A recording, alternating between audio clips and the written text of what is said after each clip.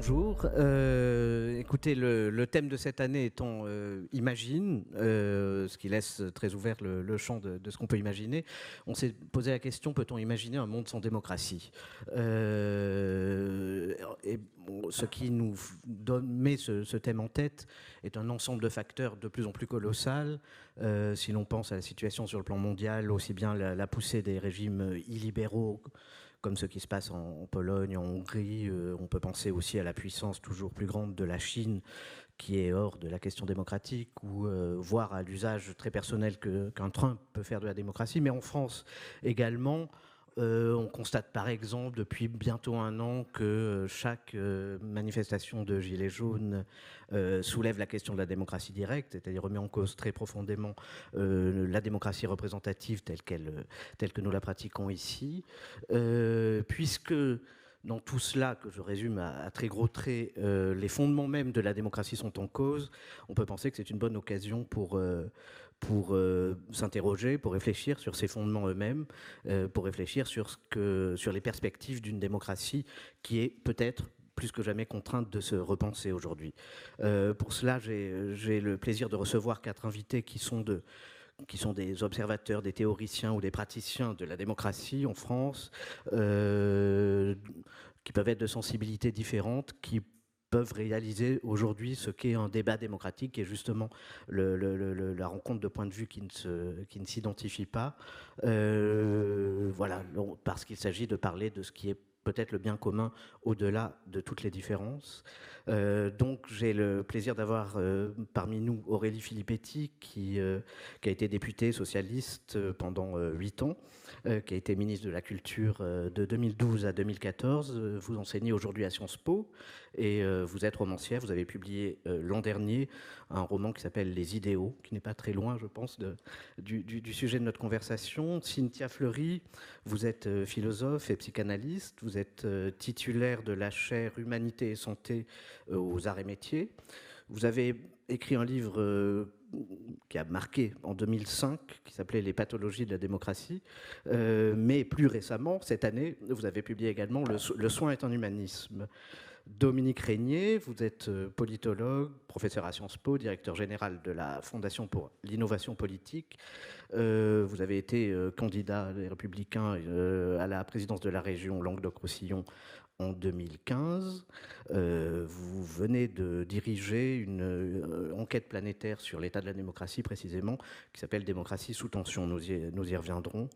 Enfin, Pierre-Henri Tavoyot, vous êtes philosophe, professeur à la Sorbonne et directeur du Collège de philosophie. Vous avez publié cette année un livre lui aussi retentissant sur nos sujets qui s'appelait « Comment gouverner un peuple roi » avec le sous-titre « Traité nouveau d'art politique ».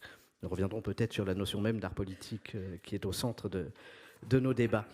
Peut-être pour commencer, encore une fois, j'esquissais un état des lieux des débats autour de la démocratie dans le monde aujourd'hui.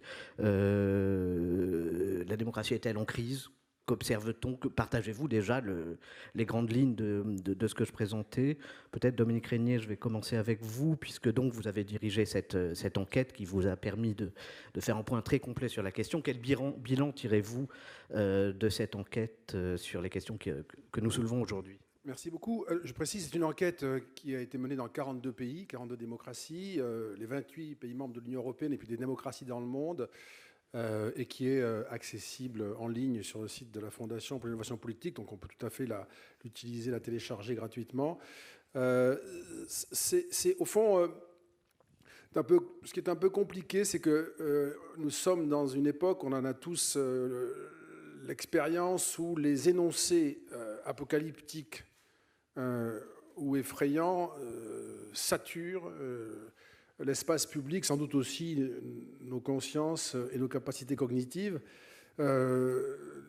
Donc, je vais rajouter une couche avec le sentiment, le sentiment qu'on peut documenter un tout petit peu tout de même, mais le sentiment qu'en effet, nous sommes dans un cycle historique où il est possible de faire sérieusement l'hypothèse d'une sortie du moment démocratique, y compris pour les pays, qui n'est pas simplement comme grande référence planétaire de l'horizon à poursuivre ou à suivre, mais aussi pour les pays qui sont engagés dans cette forme-là depuis finalement pas très longtemps, on va dire à peu près un siècle, si on veut s'entendre sur le terme de démocratie. Et encore, il faudrait faire ça de manière très large, puisque je vous rappelle que dans un pays comme la France, jusqu'en 1944, la démocratie ne comprend pas les femmes dans le champ du civisme. Donc c'est quand même très récent, la couche est très peu profonde. Donner quelques raisons, moi je dirais, alors je ne serai pas long puisqu'il faut que la parole circule, mais je vais donc donner quelques raisons qui me semblent peuvent être mobilisées et qui touchent aux conditions de possibilité de la démocratie, avec d'abord la question de l'espace public, ce qu'il est devenu. Là, nous sommes dans un espace public plutôt exceptionnel. Fait partie des îles, des derniers îlots même, heureux, qui demeurent dans un espace public absolument effroyable, dans sa dislocation, saturée d'émotions, de polarisation, voilà, de toute une série de conditions pratiques liées au merveilleux numérique, etc., qui a ses avantages et ses grands inconvénients. Donc il n'est pas sûr que cet espace public-là soit cohérent avec les exigences d'un ordre démocratique éclairé. Je ne suis pas sûr non plus qu'on puisse dire que nous sommes toujours dans une situation de consensus sur les valeurs fondamentales qui nous réunissent et que nous puissions prétendre encore faire communauté et non pas chercher des modalités pacifiées de coexistence entre des communautés au pluriel dont les valeurs divergent fortement, y compris, et ça c'est le plus embêtant, sur la forme du désaccord, son intensité et son expression. Troisièmement, j'en ai 5, je vais le dire très vite, la perte d'efficacité de la puissance publique, qui est un vrai drame démocratique, puisque nous sommes capables d'injecter dans le système nos préférences à travers les procédures telles qu'elles fonctionnent et que nous respectons, en particulier le vote. Mais il n'y a pas ensuite cette efficacité que l'on attend de la puissance publique. Je crois, avant-dernier point, que la démographie est une variable qui joue puissamment et lentement, mais ça c'est une variable lourde dont on connaît les effets d'inertie. Assurément, sur les décennies qui viennent, cela va jouer. À la fois le vieillissement démographique de notre démocratie, et au fond les démocraties n'ont pas tellement l'habitude de vieillir, elles ont une histoire récente et elles ont une expérience nouvelle qui est le vieillissement, avec des conséquences diverses, et notamment la question de l'immigration qui pose des sujets fondamentaux.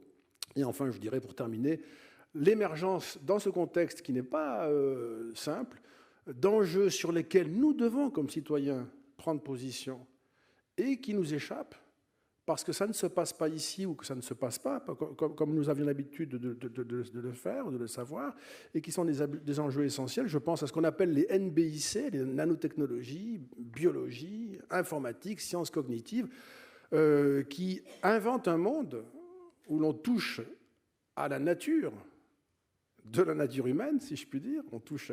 On peut toucher au génome. Donc on a des enjeux sur lesquels, au fond, on ne sait pas débattre parce qu'on n'a pas la compétence pour discuter de tout cela, ou bien parce qu'on n'a pas besoin de nos débats pour décider en cette matière, parce que ça relève aussi de grandes entreprises privées qui sont américaines, pour simplifier un peu, ou bien des entreprises parapubliques qui sont chinoises et qui n'ont pas besoin de notre assentiment pour avancer et qui, cependant, nous impactent, évidemment, dans tout ce que nous sommes, au plus profond, en particulier dans la fondation, je dirais, naturelle des droits que nous reconnaissons à l'humanité. Peut-être Aurélie Filippetti, j'aimerais toujours sur le bilan, l'état des lieux de la question, j'aimerais bien avoir votre regard, notamment de femmes politiques. Est-ce que vous, à l'intérieur du pouvoir, vous avez déjà senti quelque chose qui remuait dans les fondements même de la démocratie ? Alors bonjour à toutes et à tous. D'abord,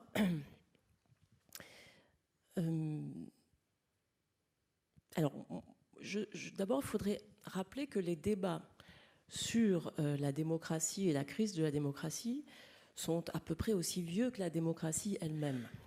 C'est-à-dire qu'au fait, dès les Grecs, dès le 5e siècle avant notre ère, il y avait des débats pour savoir si la démocratie était finalement non seulement le meilleur des régimes, mais aussi quelles étaient les conditions pour que la démocratie, au fond, fonctionne.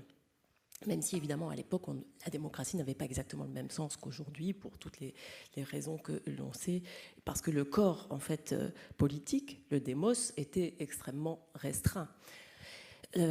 Mais, donc, ces débats agitaient déjà les penseurs à l'époque, et on connaît, par exemple, la méfiance, voire la crainte de Platon pour le régime démocratique, dont il disait que, en fait, c'était un régime impossible parce qu'il allait forcément dégénérer en tyrannie.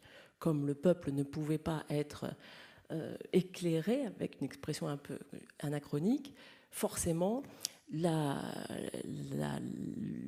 l'avenir inéluctable de la démocratie serait la tyrannie, le peuple se jetant dans les bras d'un démagogue et lui confiant finalement les rênes de la cité.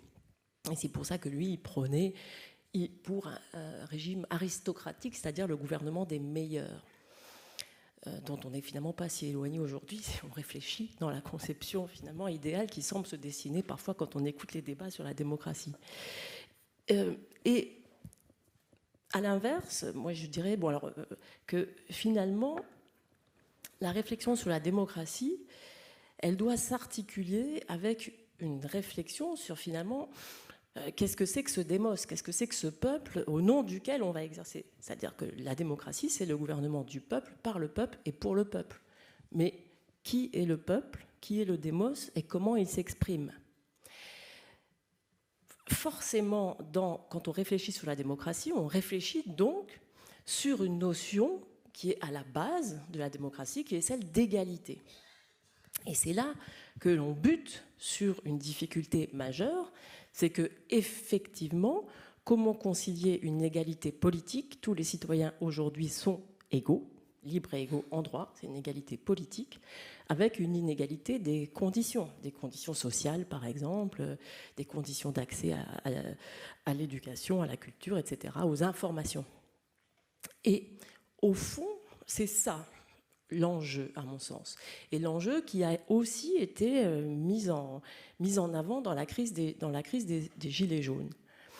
Parce que finalement, on peut considérer que le symbole du rond-point, il est choisi d'une manière mais formidablement intelligente. Et qu'on voit là vraiment l'intelligence structurelle du peuple en tant que démos. C'est le rond-point, c'est une agora. Mais c'est une agora totalement moderne, c'est-à-dire c'est une réappropriation d'un espace purement technocratique, c'est-à-dire que, alors là, en tant qu'ancienne femme politique, je vais vous dire pourquoi il y a autant de ronds-points en France. C'est que, évidemment, c'était un moyen de financer les partis et les campagnes électorales. Un rond-point, ça coûtait beaucoup plus cher que, par exemple, un feu rouge, et que jusqu'aux lois finalement assez récentes, il y a 20 ou 30 ans, contrôlant sévèrement le financement de la vie politique, en fait, avec la construction des ronds-points, et bien, finalement, on donnait des sortes de rétrocommissions aux partis pour financer leur campagne. Mais ça a été l'origine de tous ces ronds-points. Ronds-points qui souvent ne servent à rien et qui ont défiguré nos zones périurbaines. Et donc finalement, là, le démos, il se réapproprie un espace qui n'a sinon aucun sens et qui est même le symbole de l'absurdité technocratique parfois de la politique quand elle est prise sans aucun contact avec la population, et ils en font un lieu de discussion et de délibération. C'est-à-dire qu'ils en font un lieu, un espace public. L'espace public, c'est la définition d'Habermas, c'est un endroit où des personnes privées débattent de questions d'intérêt général. Et enfin, moi, personnellement, je trouve ça absolument réconfortant sur l'avenir de la démocratie. C'est-à-dire que voilà, des gens se sont emparés de ce lieu pour discuter de questions qui n'étaient pas minces. C'est-à-dire de questions fondamentales pour l'avenir de notre société à tous. Ils ne se sont pas mobilisés comme ça pour uniquement dire finalement, moi, je ne veux pas pour moi telle ou telle chose, le prix de l'essence, etc., etc. C'est, au fond, ils se sont dit, mais attendez, est-ce que ce que vous nous proposez en matière de réflexion, par exemple sur une fiscalité écologique, c'est ce qui est bon pour l'ensemble de la population, et est-ce que c'est ce qui est juste ? Donc, en fait, ils se posaient la question fondamentale de la justice et de la finalité des politiques qui étaient mises en œuvre. Et pourquoi de la justice ? parce que c'est ça la démocratie, c'est qu'on doit définir ce qu'est l'intérêt général. Et comment on va définir l'intérêt général ? Les gens sur les ronds-points nous ont dit, mais l'intérêt général, ça ne serait pas qu'une petite, finalement, aristocratie. Hein. Je vais reprendre l'expression platonicienne, je veux pas que ce soit mal interprété, mais ça m'évite d'utiliser le mot élite ou le mot oligarchie. Mais c'est celui qu'ils emploient le plus souvent, oligarchie. Oui, alors, au choix. Mais en tout cas, ces décisions qui sont prises ne sont pas prises dans l'intérêt général, mais au fond, elles sont prises au nom d'intérêts particuliers. Et c'est ça qu'ils ont dit. Or, ça, c'est une question fondamentale de toute la philosophie politique. Et juste pour en revenir aux Grecs, autant Platon était méfiant vis-à-vis de la démocratie, mais on était au siècle de Périclès. Périclès a fait un magnifique discours qui s'appelle « Éloge de la démocratie », et où il dit « Nous sommes fiers, nous les Athéniens, de respecter les lois de la République, et en particulier, et surtout, les lois qui protègent les opprimés. » C'est-à-dire que dès Périclès, il y a ce lien entre la démocratie, l'intérêt général et l'égalité, et la lutte contre l'inégalité. Et je crois que c'est ça aujourd'hui qui menace la démocratie, c'est si on oublie que forcément, renforcer la démocratie, ça passe par renforcer l'égalité. Pierre-Henri Tavoyot, peut-être il y a beaucoup de choses sur lesquelles on pourra revenir dans ce débat, parmi ce que vous disiez, Aurélie Filippetti, mais Pierre-Henri Tavoyot, j'aimerais vous entendre sur ce que Aurélie disait, qui est le peuple, sur la question fondamentale de la démocratie, qui est le peuple, qui se trouve être au cœur de votre dernier livre, donc peut-être pour amorcer cet état des lieux, peut-on tirer ce fil-là ? Oui, merci. J'admire beaucoup Aurélie Filippetti qui est capable d'interpréter, disons, les intentions des Gilets jaunes. Je trouve que ça, c'est extrêmement brillant, très fort. Je ne suis pas persuadé que ça soit, si vous voulez, les discussions soient sorties de manière aussi limpide et aussi claire. Et on peut avoir une interprétation. Les lieux et les signes. Oui, mais on peut avoir une interprétation aussi du rond-point comme le lieu où on tourne en rond. C'est une forme d'agora. L'absurdité technocratique. Ça peut être le lieu qui a évité des accidents. Parce qu'on se souvient de la priorité à droite dans les rues, dans les routes jadis. Voilà, ce que je veux dire par là, c'est juste peut-être un peu plus de complexité dans l'interprétation. Je pense qu'effectivement, les Gilets jaunes se sont dit « nous sommes le peuple ». Non, je pense que là, c'est du peuple, comme nous tous, c'est du peuple. Peut-être un peuple, en effet, qui, dans la démocratie française, et ça c'est incontestable, ne parvenait pas à faire entendre sa voix, parce que c'était un peuple une partie du peuple qu'on n'écoutait plus et qu'on n'écoutait pas, c'est ceux de la France périphérique, ceux des zones néo-rurales. Donc oui, incontestablement, mais c'est du peuple, ce n'est pas un peuple. Et ça, je trouve que c'est vraiment l'illusion de base de la démocratie, c'est que, en fait, quand on essaye de définir le peuple, et c'est très compliqué, à vrai dire, on a une première tendance et tentative de dire le peuple, c'est nous. Voilà, c'est nous. Bon, et puis comme on n'est pas totalement égoïste, on va aller sortir, puis on va essayer de trouver des gens avec qui on peut faire le peuple. Et on va aller voir dans la rue, dans les manifestations, sur les ronds-points. Évidemment, on ne trouve pas le peuple, on trouve du peuple. Alors, face à ça, et c'est une sorte d'échec, puisqu'on n'a pas trouvé le peuple, on ne l'a pas rencontré, on ne lui a pas serré la main, on va essayer de penser davantage à qui sont les ennemis du peuple. En général, ça marche beaucoup mieux, c'est-à-dire qu'on définit le peuple par la négative. Et on va dire le peuple, c'est les élus, les élites, les assistés, les immigrés, et on va identifier beaucoup d'ennemis du peuple. D'ailleurs, tant d'ennemis du peuple qu'il restera après plus que nous. On va être tout seul. Et c'est justement à ce moment-là qu'arrive la personne qui, la main sur le cœur, dit « le peuple, c'est moi ». Voilà. Et c'est reparti pour un tour, parce qu'on y croit un moment, et de nouveau, on rebascule dans cette quête frénétique. Donc l'idée délétère de la démocratie, c'est de croire que nous avons rencontré le peuple, que nous pouvons parler en son nom. Je pense que c'est l'erreur de base. Voilà. Les pères fondateurs de la démocratie, qui, je le rappelle, n'étaient pas forcément des démocrates, puisqu'ils considéraient que le mot démocratie était un peu dangereux. ABCIS en France et Madison et Hamilton aux États-Unis, en fait, ont eu une conception d'emblée, je trouve très originale, qui consiste à dire que si quelqu'un arrive à identifier le peuple, ça produira inévitablement la tyrannie. L'absolutisme de peuple, c'est la chose la plus dangereuse possible en démocratie. Donc, ils ont d'emblée envisagé le peuple avec plusieurs visages. D'abord, le peuple, disait-il, c'est ce qu'on peut appeler la société, c'est-à-dire les gens qui vivent ensemble, tout simplement. Mais ça ne suffit pas. Il ne faut pas simplement que les gens vivent ensemble, ça c'est le peuple-société, il faut que les gens veuillent vivre ensemble. Ce n'est pas le vivre ensemble simplement, c'est la volonté de vivre ensemble. Et ce deuxième peuple, c'est le peuple-État. Pourquoi le peuple-État? Parce que l'État assure la pérennité du vouloir. Il y a une histoire, il y a du présent, des institutions et un projet. Donc le peuple se pose d'emblée sous deux formes, peuple-société et peuple-État. Mais avec un très grand danger, c'est qu'on peut se dire, mais le vrai peuple entre les deux, c'est qui? Alors si on dit que le vrai peuple est la société et qu'on veut virer l'État, on devient anarchiste. Ce qui est une position tout à fait cohérente. L'anarchisme, ce n'est pas le désordre, c'est un autre ordre sans domination. Ça, c'est l'anarchisme. Si on dit à l'inverse que le vrai peuple, c'est l'État et pas la société, c'est-à-dire qu'on insiste sur le vouloir vivre ensemble, eh bien ce deuxième peuple, cette deuxième attitude de philosophie politique, c'est, disons, le socialisme au sens strict du terme et le communisme au sens strict du terme, c'est-à-dire l'idée qu'il faut, en quelque sorte, évacuer tous les conflits qui existent dans la société par une instance arbitrale. Et cette instance arbitrale incarne le vrai peuple. Donc dissolvons, si je puis dire, la société dans l'État. Et vous avez deux modèles de philosophie politique. Dissolution de l'État dans la société, c'est l'anarchisme, et dissolution de la société dans l'État, c'est le communisme, on va dire, pour aller vite. Le principe du libéralisme politique, qui fonde nos régimes, on n'aime pas le mot libéral en France, mais au fond, on l'est tous un peu. Le principe du libéralisme politique, c'est d'assurer l'équilibre entre société et État, et de dire que le peuple, c'est à la fois la société, le vivre ensemble, et l'État, le vouloir vivre ensemble. Et qu'est-ce qui assure l'articulation entre les deux? C'est un troisième peuple, celui dont parlait Dominique Régnier, l'espace public, le peuple opinion. Et donc, d'emblée, dans nos régimes, le peuple se présente sous trois formes.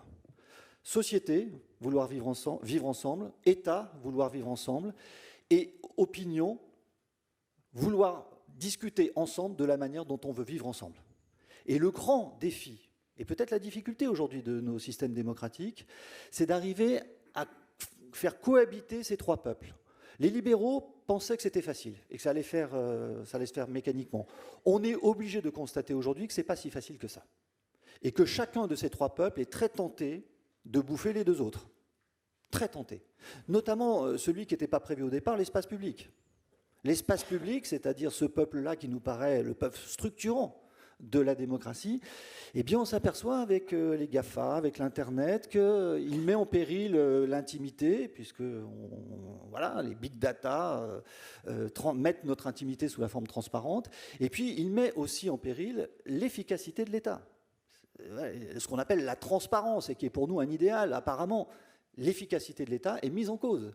Or, je rappelle que dans démocratie, il y a démos et il y a kratos. L'éloge du démos ne doit jamais se faire au détriment du kratos, c'est-à-dire du pouvoir. Cynthia Fleury, vous n'avez pas encore parlé, mais beaucoup de choses ont été dites. Je suis certain que vous avez de quoi réagir sur cette question fondamentale de la crise de la démocratie, question éternelle ou particulièrement aiguë en ce moment. Alors, les deux, éternel et aigu, et chronique, donc comme ça on peut rajouter. Et durable. Éternel, aigu et chronique, ça c'est un bon point dans la mesure où on donne souvent cette métaphore possible de la démocratie comme celle de la santé, c'est-à-dire pouvoir tomber malade et s'en relever.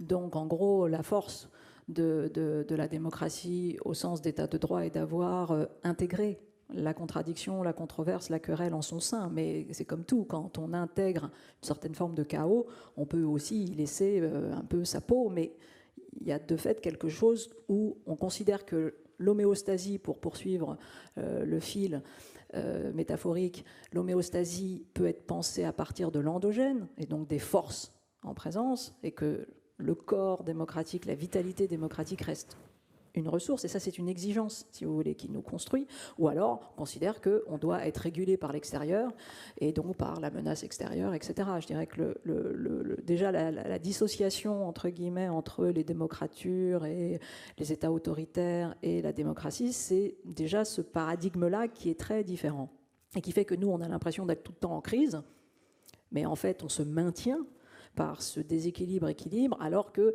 des États autoritaires semblent magnifiques et extraordinaires et performants, alors qu'en une seconde, ils peuvent s'effondrer sur eux-mêmes, précisément par un point de disruption, alors que nous, on travaillera avec cette disruption. Donc déjà, ça c'est un point. Deuxième point, il y a c'est tout ce qu'ont dit mes collègues de façon parfaite, c'est-à-dire il y a des pressions, c'est vrai, réificatrices, de réification forte.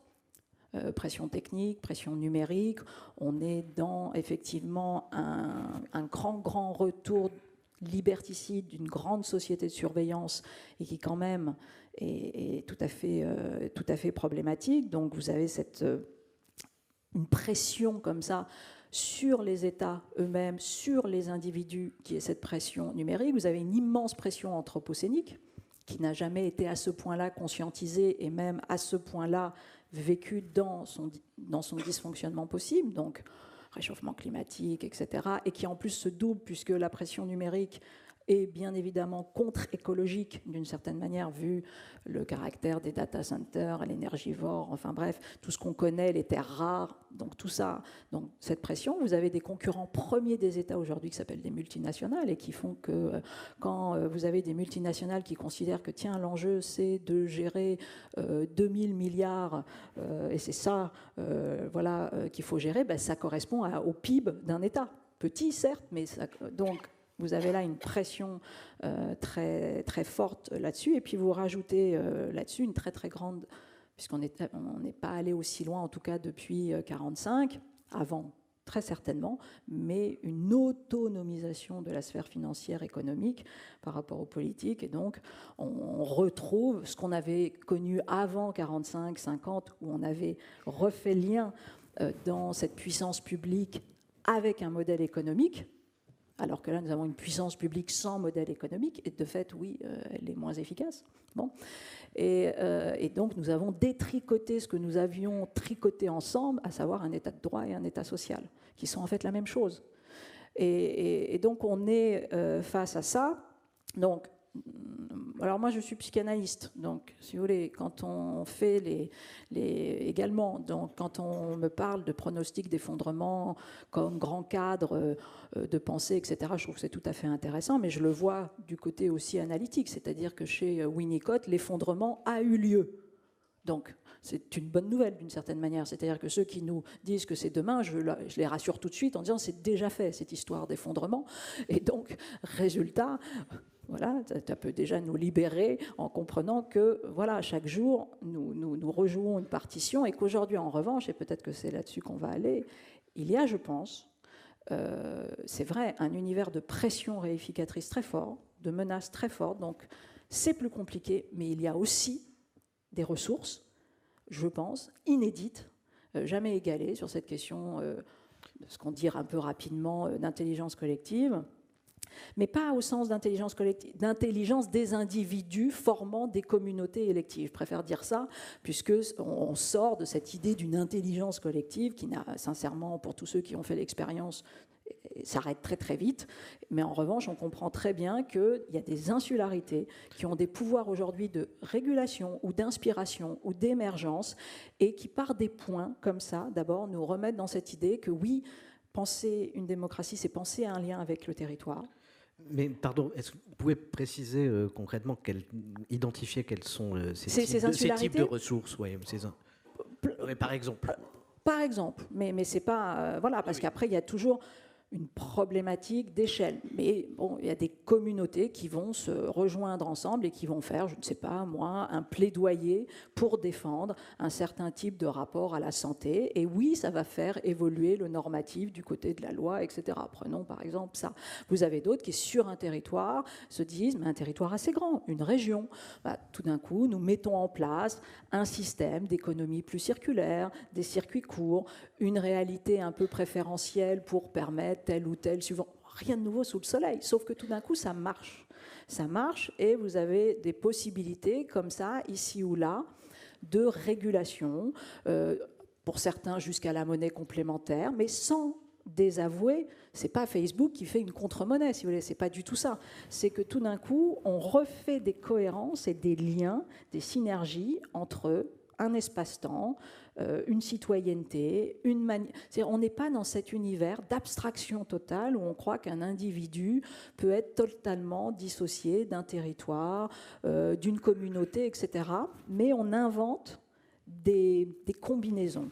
Un autre exemple, c'est, et on le voit, on est un peu manquant là-dessus, c'est que demain, la démocratie est nécessairement dans une obligation de ce que moi j'appelle des combinaisons de souveraineté. C'est-à-dire que oui, nous devons respecter la souveraineté des États, mais nous le voyons quand nous avons des hotspots de la biodiversité qui sont détruits, alors qu'ils sont quand même régulateurs pour un espace plus grand qu'eux-mêmes, Amazonie ou autre, etc.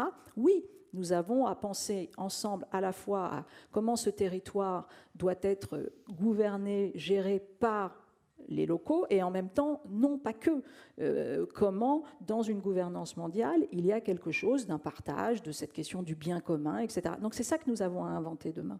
On a inventé ces régimes de représentation-participation, on a inventé le fait que nous n'avons jamais eu, en tout cas dans les démocraties occidentales, un peuple, même s'il y a un double corps du peuple ou un triple corps du peuple, aussi qualifié, malgré tout, aussi possiblement compétent, et nous avons à mettre cette compétence au service d'une régulation pour l'intérêt général, mais qui ne se pensera plus sur les modes, et c'est une bonne nouvelle, massifiante et massifiée. Parce que ça, on sait ce que ça fait de la tyrannie de la majorité, et ça fait, entre guillemets, des délires totalitaires. Simplement, Dominique Régnier, peut-être, vous parliez tout à l'heure de la difficulté aussi qui se pose à la démocratie du fait de la constitution de communautés qui peuvent échapper à une unité, à l'unité démocratique elle-même. Est-ce que vous partagez le point de vue de Cynthia Fleury sur les insularités? Est-ce que ces insularités ne posent pas aussi peut-être des risques d'émiettement et de l'ordre de ce que vous évoquiez tout à l'heure? Oui, je m'interrogeais en écoutant Cynthia Fleury d'ailleurs sur est-ce que l'effondrement a eu lieu. Je m'interrogeais là-dessus parce qu'au fond je me disais, ça m'a beaucoup intéressé. Je me disais, en fait, c'est la vie qui suit son cours. Au fond, il n'y a pas d'effondrement, il n'y en a jamais. C'est la vie qui suit son cours. Et le temps est ce grand défaiseur des choses. Donc, ce qui a été institué, se désinstitue. On ne peut pas être surpris par ça. Ce qui est malheureux, c'est quand on est les générations qui sont dans ce délitement et qui n'entrevoient pas nécessairement à cet instant-là les chemins d'une reconstruction ou d'une solidification, parce qu'on ne se voit pas, et c'est aussi une de nos préoccupations collectives, on ne se voit pas flottant comme ça, comme un fétu de paille, de manière tout à fait atomique, dans les océans du bouleversement globalisé, etc. C'est une trouille terrible, parce que, évidemment, les plus puissants, les plus voilà, s'en sortent toujours, et puis la grande masse est engloutie, hein, ou bien l'existence du plus grand nombre est totalement asservie. Le destin qui se déploie n'est en rien le résultat de nos volontés ou de nos principes. Donc ça, c'est quelque chose dans quoi nous sommes, certainement. Et la question est de savoir comment nous arrivons aujourd'hui, et je pense à ces îlots de souveraineté dont parlait Cynthia Fleury, comment nous arrivons aujourd'hui à réinstituer un ordonnateur de durée, au fond. Vous voyez, quelle est l'institution qui peut avoir ce privilège de durée, comme disait Clément Rosset. Clément Rosset désigne comme ça l'État. Il dit c'est l'institution qui a le privilège de la durée, hein, qui dure plus que tout le monde et qui règle la durée des autres. On dépend de l'État pour la connaissance de la durée qui nous est donnée, au fond, qui nous est possible, en fait. Hein. Et il est évident, moi je me définis comme un libéral. Hein. Pierre-Henri Tavoyot disait que ce mot n'était pas aimé en France. Moi, j'en suis pas sûr, d'ailleurs, il n'en était pas sûr non plus, finalement, parce que c'est le premier mot de notre devise, c'est pas sans raison, quand même. Hein, et nous sommes tous amoureux de la liberté, donc je ne sais pas si... mais le libéral que je suis ne peut pas assister sans inquiétude à la destruction de l'institution qui avait le grand privilège de la durée. C'est pas du tout... voilà, le problème, il est d'arriver à prendre prise sur cette histoire. Dans un contexte ça a été dit un peu par vous, Florent, au début de la discussion, mais nécessairement on passe vite sur beaucoup de sujets, mais dans un contexte... On est là pour ça aussi, malheureusement. Oui, non, mais d'accord, mais dans un contexte qui est quand même... Là aussi, il y a des choses inédites. Il ne faut pas simplement... c'est pas que des répétitions. Hein. La démocratie est un régime de crise. Donc on ne peut pas dire il y a une crise, vive la démocratie. Hein. C'est un peu vrai, mais c'est aussi quand même des inédits. Par exemple, le fait qu'il est possible, et non fantasmagorique, que la première puissance du monde, dans le siècle qui est le nôtre, là, ce soit un régime qui non seulement est totalitaire, la Chine, mais qui en plus formellement récuse, c'est le fameux document 9 qui a été diffusé en 2012, diffusé parce que ce n'était pas destiné à être rendu public, c'est sorti du comité central chinois, c'est un document inspiré par Xi Jinping et qui a été diffusé par des opposants, hein, et dont nous avons maintenant la version complète. C'est un texte qui, très formellement, très frontalement, récuse totalement toutes les valeurs démocratiques. Et c'est écrit dans le détail. Hein. Il restera pour nous, Chinois, interdit de critiquer le gouvernement, de critiquer l'histoire du Parti communiste, interdit de revendiquer l'indépendance des juges, l'indépendance des journalistes. Enfin, c'est très, très impressionnant. Hein. Et donc, cette première puissance qui s'annonce, qui désire sa puissance, on ne peut que le voir, hein, ça n'est jamais arrivé dans notre démocratie. Je veux dire, le monde démocratique depuis un siècle, hein, parce qu'après, c'est compliqué. La démocratie athénienne, c'était insupportable, sauf si on était un Athénien libre, c'est-à-dire 25-30 000 sur les 800 000 qui vivaient dans la cité. Donc c'est toujours très bien de s'imaginer, comme quand on rêve de vivre au Moyen-Âge, de s'imaginer du côté du souverain qui, du haut de son donjon, surveille les cerfs. Mais en général, statistiquement, on serait plutôt du côté des cerfs qui grattent la terre pour avoir quelques racines. Hein. Bon, ça, on oublie. On est toujours du côté du progrès, évidemment. Et donc oui, il y a des idées de souveraineté, oui, parce que nous sommes résistants et parce que nous sommes vivants, qui a une incroyable puissance. Et puis aussi, je m'arrête là parce que c'est un sujet peut-être sur lequel on va revenir, parce que je crois, pour ma part, qu'on peut argumenter pour dire que malgré tout, la démocratie, c'est le régime de la nature humaine, ce que je pense pour ma part.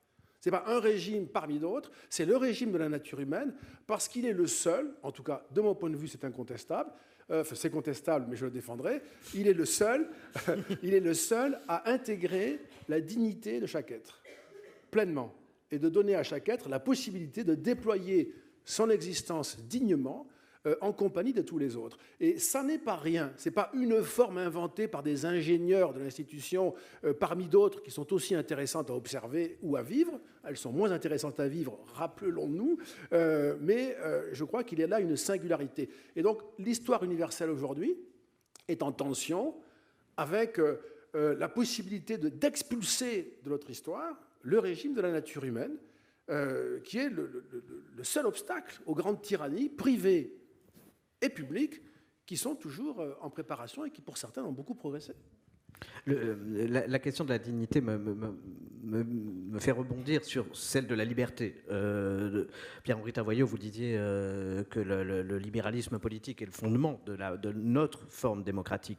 Ce qui est en jeu est peut-être ce lien intrinsèque entre la liberté et la démocratie. La démocratie peut prendre beaucoup de formes, y compris libérales, mais justement, ce qui se passe par exemple en ce moment en Pologne est une restriction systématique du champ des libertés publiques ou privées. Donc, Aurélie Filippetti, vous parliez de l'inégalité comme un des facteurs de crise, mais est-ce que vous partagez cette crainte sur le fondement libéral au sens politique de nos démocraties? Est-ce que c'est une chose qui vous paraît à défendre et surtout en danger aujourd'hui? Le lien entre la démocratie et le libéralisme politique, c'est au cœur de la démocratie occidentale. Mais le libéralisme politique, c'est quoi? Ça ne se confond pas avec le libéralisme économique. Et j'allais dire, c'est encore moins avec l'ultralibéralisme. Le libéralisme politique, c'est la séparation des pouvoirs, l'état de droit, l'indépendance de la presse, c'est le respect du pluralisme démocratique, enfin, c'est les libertés individuelles et les libertés publiques. Voilà, c'est un ensemble, un panel, je dirais. Mais ça ne veut pas dire que, et c'est pour ça d'ailleurs que certains réfléchissent sur les démocraties illibérales et inversement, en miroir, sur le libéralisme antidémocratique. C'est-à-dire qu'en fait, il y a ces deux menaces aujourd'hui qui pèsent sur la démocratie.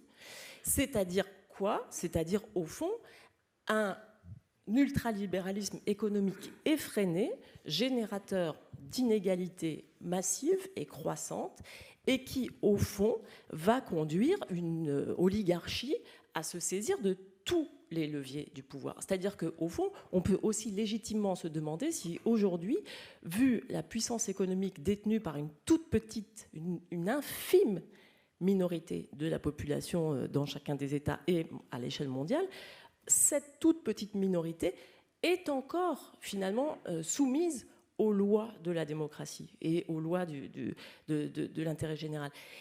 Et ça, c'est extrêmement inquiétant. C'est-à-dire que ça mine aussi la démocratie. Et on ne peut pas parler d'un côté de la démagogie et de la manière dont le peuple serait finalement mal éclairé, mal orienté, etc., sans parler aussi de cette tentation de cette petite minorité oligarchique de finalement s'arroger tous les leviers. Et moi, je rebondis sur ce qu'a dit Henri Tavoyot au début. Je ne parle pas au nom du peuple, je n'interprétais pas ce qu'il disait, j'interprétais simplement la manière dont il s'est saisi de la parole politique au moment de la crise des Gilets jaunes.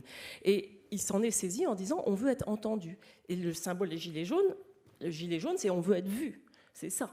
Donc, on n'a pas encore parlé justement de cette articulation dans nos démocraties occidentales entre la démocratie représentative, donc l'élection, et la démocratie au sens large. Est-ce que la démocratie représentative suffit à la démocratie? Et la réponse, à mon sens, est non, ça ne suffit pas. Ça ne veut pas dire qu'elle soit mauvaise. Je n'ai pas dit ça du tout, et j'ai d'ailleurs été élue, et je suis une farouche défenseur notamment des régimes parlementaires. Mais elle doit être en permanence complétée, approfondie, remise au fond sur le métier. C'est-à-dire que la démocratie n'est jamais achevée. Jamais. C'est toujours, au fond, un work in progress. Et c'est l'essence même, c'est ce que disait Cynthia Fleury tout à l'heure, cette espèce de déséquilibre intrinsèque et permanent qui est au cœur de la démocratie. Donc considérer qu'on a atteint, je ne sais pas quand d'ailleurs, une espèce de monde parfait de la démocratie qui serait maintenant effectivement menacé d'une chute ou d'un effondrement, ça c'est une vision extrêmement réactionnaire. Alors que je considère la démocratie, au contraire, elle est toujours au fond, elle est devant nous. Donc c'est à la fois quelque chose qui est un idéal. L'idéal démocratique, c'est oui, on peut dire, en tout cas en France, l'alliance de la liberté et de l'égalité. J'insiste là-dessus, c'est pas seulement la liberté, c'est l'alliance et le dialogue entre la liberté et l'égalité. Et puis aussi des pratiques. Donc ce sont des pratiques quotidiennes sur à la fois ce qui se passe au Parlement, ce qui se passe dans les collectivités, ce qui se passe dans les volontés d'introduire de la démocratie directe pour traiter certaines questions spécifiques sur lesquelles finalement on voit bien qu'il y a des limites à la démocratie représentative. Je pense à la question des risques, par exemple, des risques écologiques. Qui va décider, au fond, qui va pouvoir décider de la part de risque qu'une société est capable d'accepter? Ça, c'est toutes les réflexions d'Ulrich Beck. Et qui va parler au nom d'un démos à venir? C'est-à-dire qui peut parler au nom des générations futures? Ça, c'est toute la réflexion d'un Bruno Latour. Comment on peut finalement décider de ce qui sera bon après nous? C'est très compliqué à faire ça. Et d'où toutes ces réflexions qu'on voit maintenant avec la conférence sur le climat, qui est une tentative, au fond, d'appliquer des nouvelles manières, des nouveaux modes de délibération citoyenne à des sujets sur lesquels, finalement, le citoyen lambda n'a pas moins d'expertise qu'un élu de la République. Mais même, j'allais dire, qu'il n'y a plus aucun expert aujourd'hui, aucun scientifique, qui peut, à lui seul, avoir un champ de connaissances suffisamment large pour embrasser d'une manière universaliste tous les critères, enfin tous les éléments qui permettraient de faire émerger une solution commune. Et donc, à ce moment-là, on doit avoir recours justement à ces conférences citoyennes, conférences de consensus qui permettent au fond aux démos de s'exprimer sur des sujets absolument majeurs. Et ça ne veut pas dire qu'on va demander aux gens, effectivement, au Café du Commerce, que pensez-vous du nucléaire ? Non, non, c'est pas ça du tout. Il y a des processus extrêmement stricts pour organiser ces modes de démocratie directe. C'est-à-dire que ça doit être extrêmement formalisé avec une série, par exemple, là, une série d'auditions, de comptes rendus, etc., etc. Et c'est comme ça qu'on peut faire advenir des modes d'expression de la démocratie directe qui soient satisfaisants. Pierre-Henri Tavoyot, vous aviez envie de réagir. Oui, je vais jouer le rôle du rabat-joie sur ces questions parce que moi j'ai beaucoup je trouve que d'abord, point de diagnostic, on parle souvent de la crise de la représentation comme étant la crise de la démocratie. Ça me paraît assez faux, à vrai dire. C'est-à-dire que je pense que si on regarde l'histoire de nos démocraties sur le long terme, on peut considérer que nous autres citoyens, jamais on a été mieux représenté qu'aujourd'hui. C'est exactement l'inverse. C'est-à-dire jamais le politique a été aussi attentif à nos moindres éternuements, souffles, réactions, juste pour se faire... oui. Pardon, juste, je pose une question. Oui. Sur quoi vous vous basez pour dire ça ? Parce qu'il y a un espace public qui est extrêmement développé, il y a des sondages, ces sondages d'ailleurs ont une fonction qui vient concurrencer l'élection. C'est-à-dire qu'un homme politique peut très bien, ou une femme politique peut très bien considérer qu'elle refuse une décision pour laquelle elle est légitimement élue, précisément parce que les sondages sont défavorables. Donc, je veux dire, la connaissance, c'est pas un reproche, la connaissance de la société, de l'électorat atteint des niveaux inégalés, mais avec un effet extrêmement pervers, c'est que ce n'est pas l'intérêt général qui s'en dégage, c'est au contraire la fragmentation des intérêts privés. Et quand vous dénoncez effectivement l'ultralibéralisme, c'est-à-dire l'idée que on va valoriser, disons, le peuple en tant que tel, ou les intérêts particuliers, je pense que la démocratie participative, telle qu'elle est parfois défendue, représente ce risque, exactement ce risque. C'est-à-dire, je vais prendre un exemple très simple. On est dans une démarche de démocratie directe, il y en a quelques-unes qui existent. Démarche de démocratie directe ou démarche de démocratie participative, ça suppose, c'est l'exigence minimale, que le peuple participe. C'est-à-dire que nous tous ensemble, nous nous rendions à ces réunions pour participer. D'accord, c'est la base. Moi, j'adore la politique, j'adore ça, j'enseigne, je pratique, etc. Simplement, aujourd'hui, c'est exceptionnel. Je viens parler politique un peu un dimanche. Mais en règle générale, le dimanche, je fais autre chose. Donc si je ne vais pas à ces réunions, moi, qui ira ? Eh bien, ce seront des militants. Ce seront des minorités actives, c'est-à-dire des gens qui sont engagés pour ça et qui, d'une certaine façon, prendront le pouvoir, non pas le pouvoir au nom de l'intérêt général, mais au nom d'intérêts particuliers. Donc, de deux choses l'une, soit on considère que la démocratie participative, c'est une autre forme de la représentation, ce qui est un peu le cas dans la convention actuelle sur le climat, c'est-à-dire qu'on perfectionne à la marge, sous forme un peu de gadget. Hein, on tire au sort des citoyens, puis on ajoute un petit point sur le Conseil économique et social et environnemental. Donc c'est de la démocratie représentative un peu gadgetisée. Bon, en disant, voilà, on a le peuple là. Soit on considère que c'est la démocratie participative et là les citoyens participent, mais ça veut dire qu'on n'a plus de dimanche.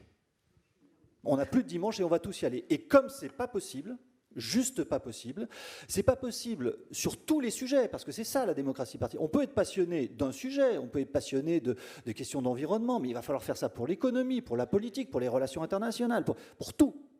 Eh bien, comme ce n'est pas possible, ce sera l'usurpation du peuple. Pas du tout la démocratie, mais au contraire, l'usurpation des intérêts particuliers à l'égard de l'intérêt général. Donc je veux dire, grande méfiance et grande prudence sur ces questions, même si je sais qu'il y a des procédures, les conférences de consensus, qui peuvent être intéressantes, et intéressantes simplement sur des objets très précis, très localisés, très définis, mais n'appelons pas ça démocratie participative. C'est un dispositif particulier pour une prise de décision. C'est exceptionnel. Aurélie Filippetti, d'abord. Non, après Cynthia Fleury. Une petite réponse courte, mais sur, par exemple, les questions écologiques. Bon, prenons l'exemple de la conférence climat. Les conférences de consensus, comment ça marche ? On tire au sort des citoyens. comme dans les jurys d'assises. C'est exactement le même principe. Or, toute l'expérience a prouvé que les jurys d'assises ne rendaient pas des décisions ni plus dures, ni moins dures, ni moins éclairées, etc., que des magistrats professionnels. C'est donc bien, et ça fonctionne depuis extrêmement longtemps. Sur des sujets très très ciblés, c'est pas le cas là. Non, là en l'occurrence, immense, c'est sauver la planète. La conférence, alors plus c'est moi qui vais défendre la conférence climat. Maintenant, on rêve, mais ça va être lié. Non, je défends ce type de mode de participation citoyenne, notamment pour les questions environnementales. Et pourquoi ? Parce que alors je prends un exemple très concret. On débat des questions environnementales à l'Assemblée nationale. Que va-t-il se passer ? Comment ça va se passer concrètement ? Il va y avoir, soit il y aura un projet de loi déposé par le gouvernement, et le gouvernement, il va déposer un projet de loi, voilà, avec des auditions. Les députés de l'autre côté vont faire leurs auditions. Qui va être auditionné ? Des gens qui sont déjà dans la société à un certain niveau d'expertise, alors quelle que soit ensuite leur position. Il va y avoir d'un côté, par exemple, des lobbies industriels qui vont être auditionnés, c'est tout à fait normal, voilà, tant qu'ils sont bien identifiés comme tels. Il va y avoir des associations, donc dans les associations, vous allez avoir ces personnes dont vous parlez, qui sont très impliquées, etc., etc. Peut-être des associations de consommateurs, mais comment est-ce qu'on va faire parler finalement l'homme ou la femme du peuple ? C'est-à-dire les gens qui vont être directement concernés, à court et à moyen terme, à travers leurs enfants, par ces politiques-là, mais qui ne sont pas justement, dans le cas que vous disiez tout à l'heure, d'avoir un intérêt particulier d'une manière ou d'une autre à ces questions. C'est très compliqué. Donc, au fond, l'information des responsables politiques se fait avec des petits cercles de personnes représentant des intérêts particuliers. Il faut perfectionner la démocratie représentative. Non, mais, ça, non, mais parce que, c'est pas ajouter un truc en plus. Non, mais au contraire, la démarche, elle est totalement différente à la base avec ces conférences citoyennes où on va dire quoi ? On tire 150 personnes au sort qui sont finalement, par le fait du hasard, comme dans les jurys d'assises, représentatives d'une autre manière du peuple et qui vont ensuite eux-mêmes discuter, auditionner, etc. et à la fin des fins, donner une opinion, donner un avis, plutôt qu'une opinion d'ailleurs, donner un avis sur les questions qui les intéressent directement. Et c'est pas antinomique, c'est complémentaire. Et c'est complémentaire aussi pour les élus, c'est complémentaire aussi pour les parlementaires, parce que c'est extrêmement difficile de légiférer sur ces questions. Parce que, évidemment, si vous légiférez, on l'a vu, je ne sais pas, sur évidemment la taxe carbone, mais auparavant, on avait eu EcoMove. Enfin, n'appelons pas ça démocratie directe, c'est juste le point. Ni démocratie participative, c'est un perfectionnement à la marge de la démocratie représentative. Non, ne vendons pas ça avec des mots. Non, non, puisque ça passe pas par le truchement d'une médiation d'élus. Un perfectionnement à la marge de la démocratie représentative. Mais ne vendons pas ça comme la démocratie directe ou la démocratie participative. C'est ça, moi, c'est juste ça. Si on se met d'accord là-dessus, je suis d'accord. Mais voilà, dans un cas, on risque de mettre en péril la démocratie. Là, on reste dans le cadre de la démocratie représentative. Et à mon sens, effectivement, il vaudrait davantage que ce type de démarche soit assumé par l'Assemblée, par le Parlement, qui l'intègre à sa démarche, plutôt de le mettre au sein du Conseil économique et social. Ah oui, pardon, oui, d'accord.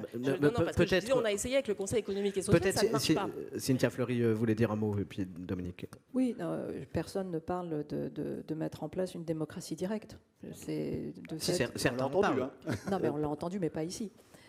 Ici, oui, d'accord. Donc, quand même un petit non, peu, non, pardon. du tout. Non, j'ai toujours dit que c'était complémentaire. Pierre-Henri, les mots ont quand même un sens. Donc, démocratie participative, qui est une manière un petit peu, en fait, de s'opposer à la seule démocratie représentative dite parlementaire. Mais de fait, en gros, qu'est-ce qu'on essaye de faire ? On essaye d'améliorer la démocratie délibérative, puisque, voilà. Attends, je termine, et après, tu dis ce que tu veux. Donc, Non, mais même là, je confirme. On va pas être d'accord. Juste, non, mais démocratie délibérative, on essaye aujourd'hui, en gros, de complexifier un peu, puisqu'il y a des vrais dysfonctionnements tout de même de la représentativité de la représentation. Donc déjà, là, on essaye d'améliorer cette représentation. Et ensuite, il y a des problématiques, effectivement, sur certains projets, de dire, tiens, on fait monter en compétences un certain type de citoyens. Tu as raison, il y a toujours une représentation qui est cachée derrière la participation. Pourquoi ? Parce que nous ne pouvons pas, à un instant T, être 60 millions dans l'agora.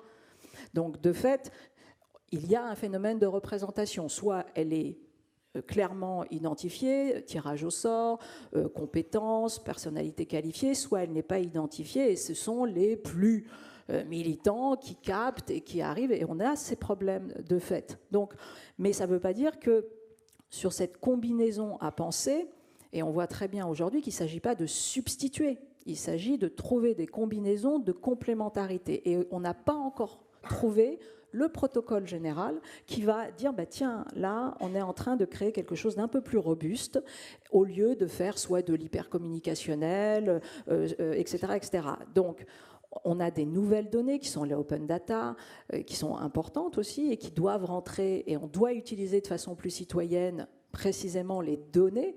Donc on a tout, et on a des process qui sont très intéressants aujourd'hui sur, par exemple, les sciences participatives. Les sciences participatives font remonter des données importantes sur des sujets importants. On pourrait tout à fait utiliser le modèle des sciences participatives pour réfléchir de façon un petit peu plus intéressante aux sciences dites citoyennes ou tout simplement para-parlementaires, où tu lui trouveras la manière que tu veux, mais en tout cas constituer un processus de construction d'une rationalité publique aujourd'hui avec d'autres outils que ceux classiques de la représentation pensée par Seyès, etc., et qui était une conquête.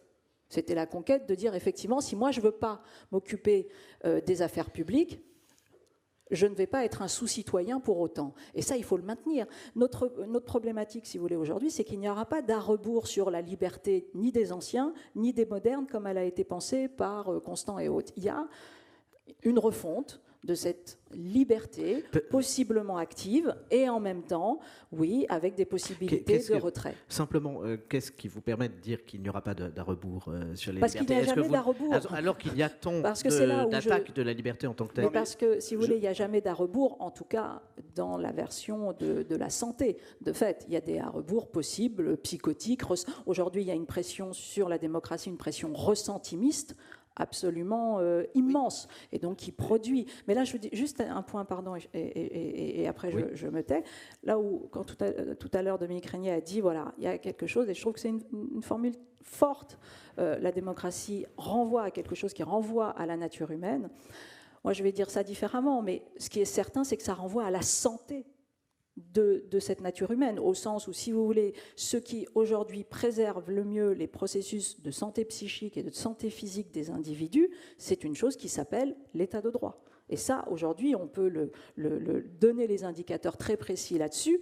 Alors, de fait, ça ne produit pas, puisque comme on valorise ça au travers du PIB, le PIB ne valorise pas la santé mentale et la santé physique des individus. Mais il y a d'autres indicateurs, et ces autres indicateurs, donc il y a une vérité vitaliste essentiel de l'état de droit tel que nous le pensons.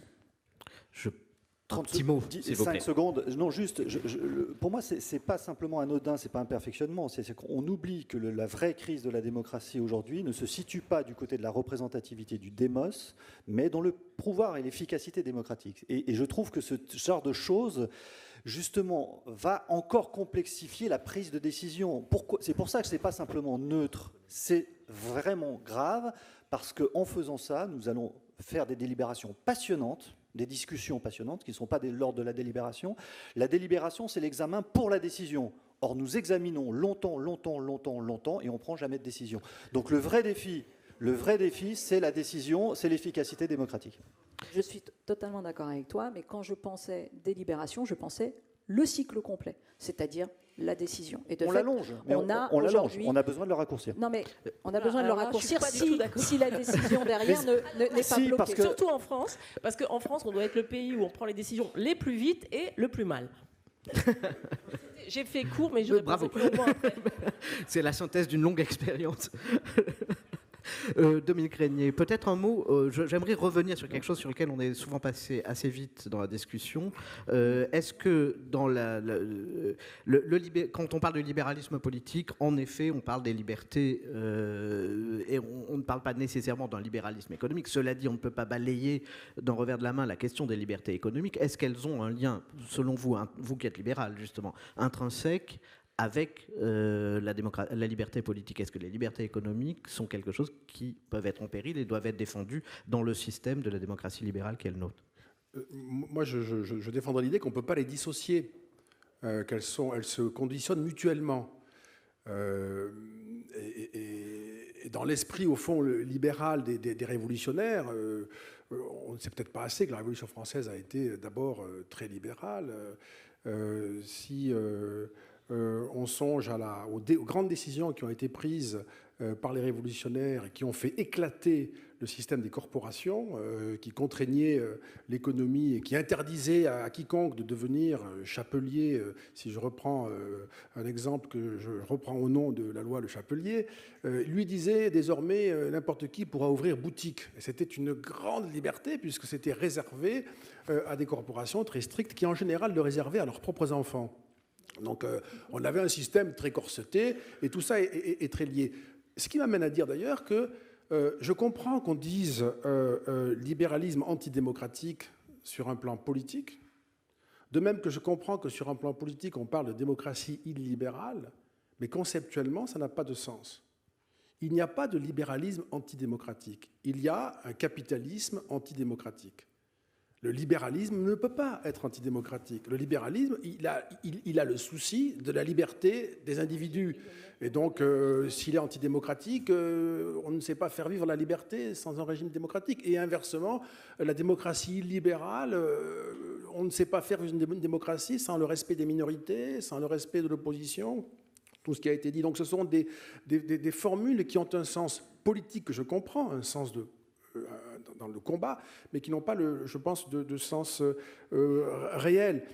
Et ces libertés économiques sur lesquelles, Florent Georgescu, vous interrogez, ces libertés économiques, elles sont la condition, et ça c'est un point clé, elles sont la condition parce qu'on n'a pas aujourd'hui trouvé une manière de faire autrement. Ça ne veut pas dire qu'il n'y en a pas, hein.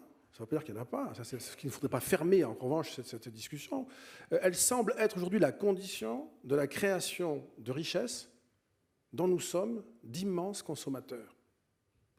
Et la question que je me pose ici, c'est dans le régime historique actuel, dans lequel nous entrons, et dans quoi il y a la question du climat, de l'anthropocène, etc., est-ce que nous n'entrons pas dans un régime de la raréfaction? Les démocraties sont-elles capables de traverser un siècle, celui-ci, où nous aurions à vivre la sortie de l'abondance, que la démocratie n'a jamais au fond connu? Ça ne veut pas dire que tous les citoyens ont toujours été abondamment servis, ni sur le plan matériel parfaitement heureux, c'est pas vrai. Hein. Mais cet horizon-là, il était donné. Et il était quand même assez largement accompli au fil des décennies qui se sont écoulées, en tout cas entre les années 50 et les années 90, indiscutablement. Liberté et progrès matériel ont voisiné d'une façon exceptionnelle. Et dans l'histoire, s'il y a des historiens pour le rapporter, on verra à ce moment-là comme le point haut d'une civilisation parfaitement accomplie selon ses principes. Eh bien, aujourd'hui, nous devons vivre dans le régime démocratique avec l'idée qu'il va falloir apprendre à se passer de beaucoup de choses. Ce sont les décisions les plus difficiles à prendre. Alors, c'est une première interrogation. La deuxième interrogation, c'est que nous sommes dans un monde qui est un champ de bataille terrible, et dont je considère, mais ça ne me paraît pas être une pensée très singulière, je considère qu'aujourd'hui, la bataille, elle fait rage. C'est une guerre pour le pouvoir qui fait rage aujourd'hui, qui prend toutes les formes, et qui ne laissera pas l'abondance disparaître à son déficit.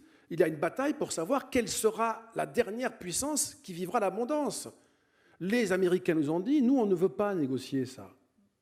Les Chinois disent la même chose. Je ne suis pas obsédé par les Chinois et les Américains, mais enfin quand même... Enfin, ils sont là. Ils sont là, c'est deux très grandes puissances.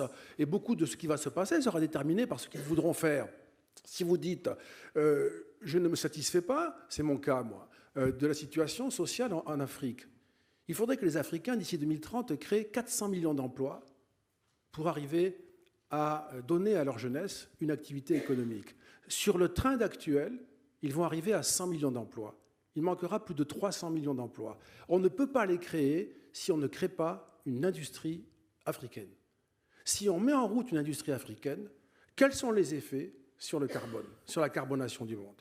Voyez ? Est-ce qu'on doit choisir aujourd'hui entre carboner le monde, parce que l'Afrique se mettra enfin à être industrieuse et à donner à ses enfants très nombreux une activité sociale rémunérée, etc., ou bien est-ce que nous devons proclamer depuis notre Occident que ceci ne sera pas possible au nom du carbone. Ces tensions-là, alors ce n'est pas à nous de les gouverner seuls, on est largement destitués de la puissance qui était la nôtre, qui faisait que dans le siècle précédent, presque tout se décidait en fait à peu près chez nous, même dans un chez nous défaillant, comme entre 1919 et 1945, les États-Unis étaient quand même une espèce de version réussie de notre propre mode d'être.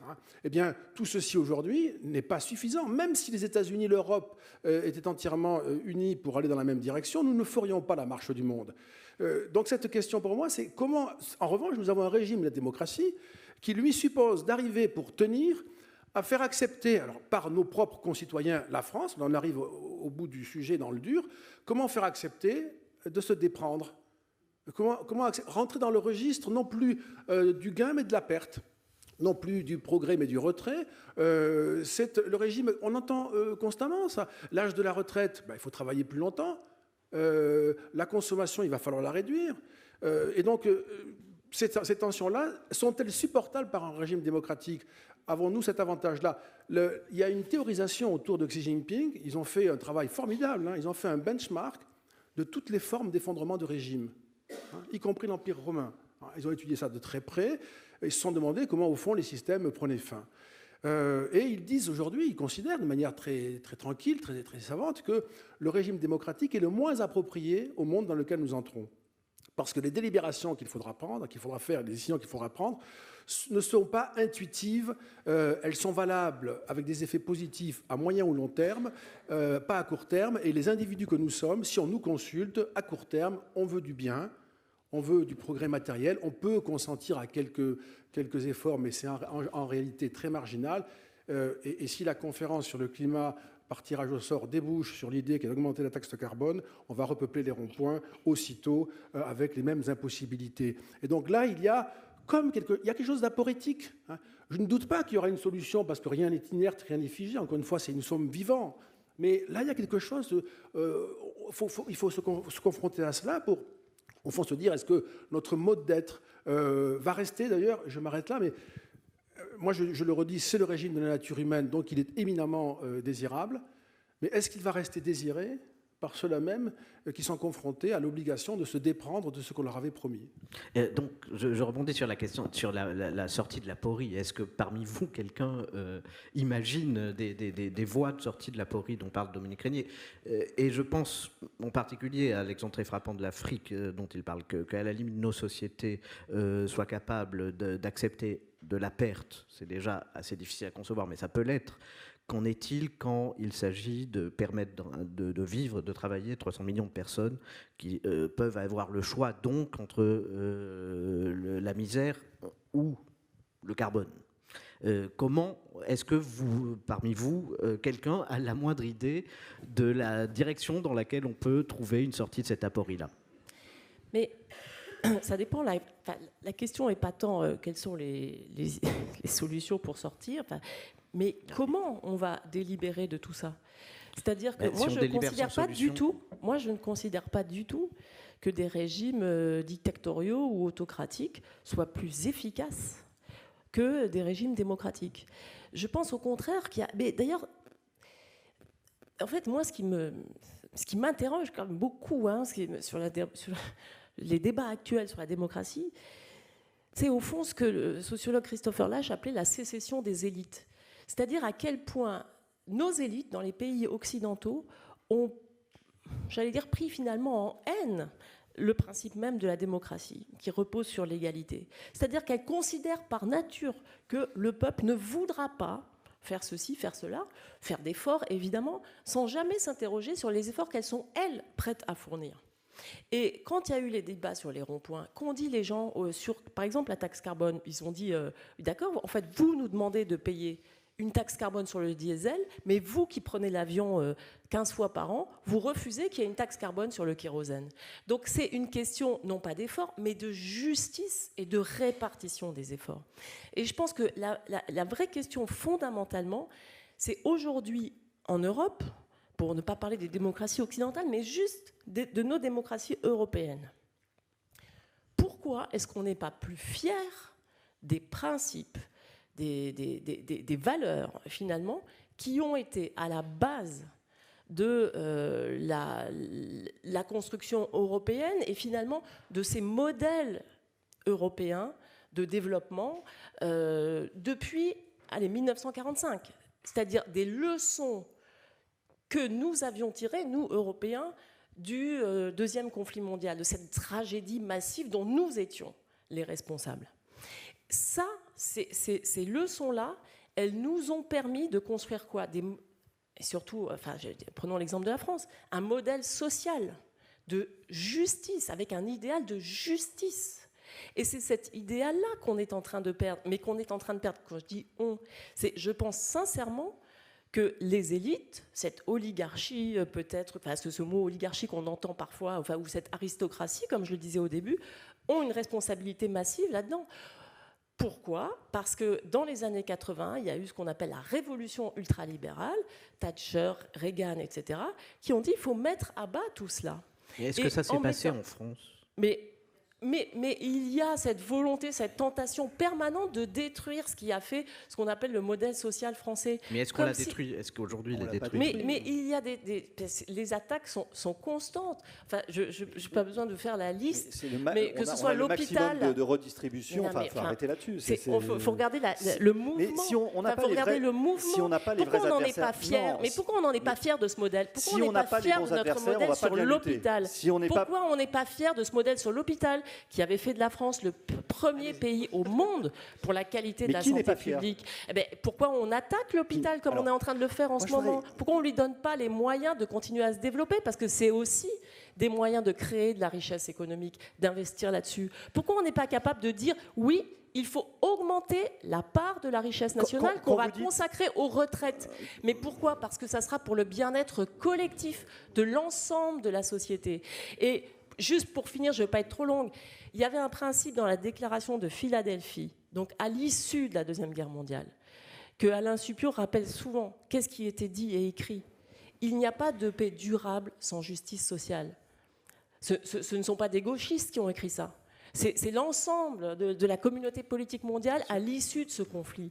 Et c'est ça pour lequel on doit se battre aujourd'hui. C'est ça aujourd'hui qui est menacé. Si on creuse le fossé des inégalités, alors oui, on creusera la tombe de nos démocraties et on ouvrira la voie au régime autoritaire. Et ça sera évidemment une catastrophe. Mais je crois que tous ceux qui se battent aujourd'hui pour la justice sociale sont au fond ceux qui se battent aussi pour la vitalité de nos démocraties.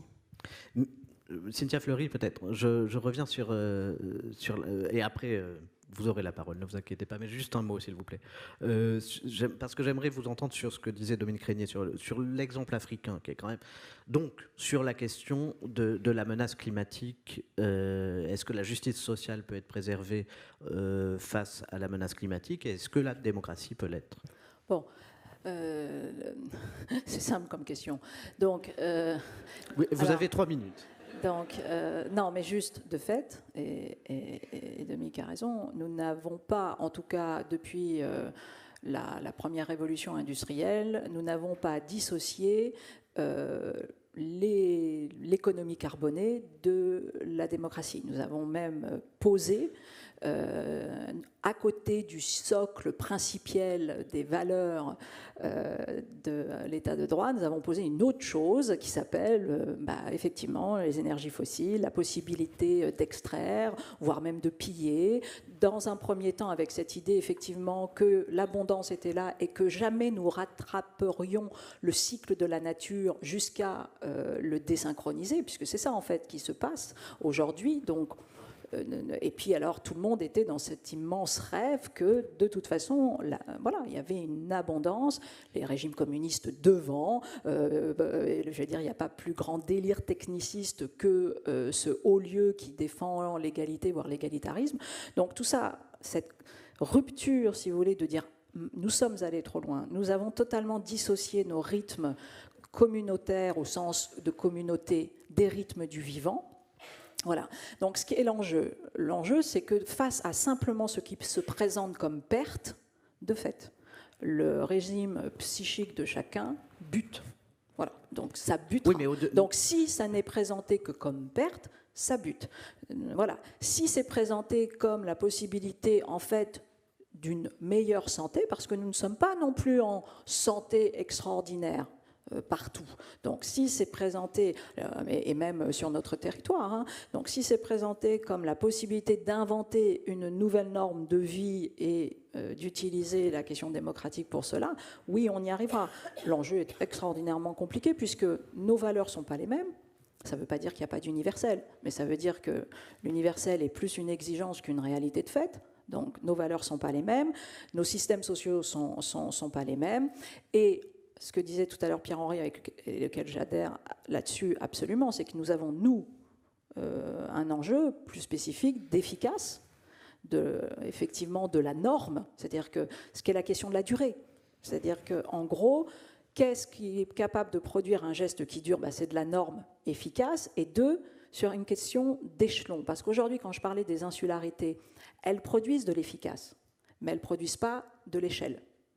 Donc, c'est un efficace, et c'est un efficace qui change la vie à 100% des gens qui sont là, mais de fait, sur la question de l'échelle, on n'y est pas. Et les questions d'échelle sont désormais colossales, et c'est l'exemple africain Donc, dont nous parlions. Voilà, c'est un enjeu, et c'est vrai que ce retournement qui consiste à dire nous allons nous soucier de la question de la justice, et non pas nous allons produire de la croissance pour ne pas penser la justice, parce que la croissance se chargera en gros de distribuer comme elle peut, c'est fini. Et nous sommes obligés aujourd'hui de renverser et de produire un système d'abord qui s'intéresse au juste et qui va produire un certain type de croissance. Et ce retournement-là, nous ne l'avions jamais eu, non seulement sur notre territoire local, mais alors en plus à l'échelle mondiale, encore moins.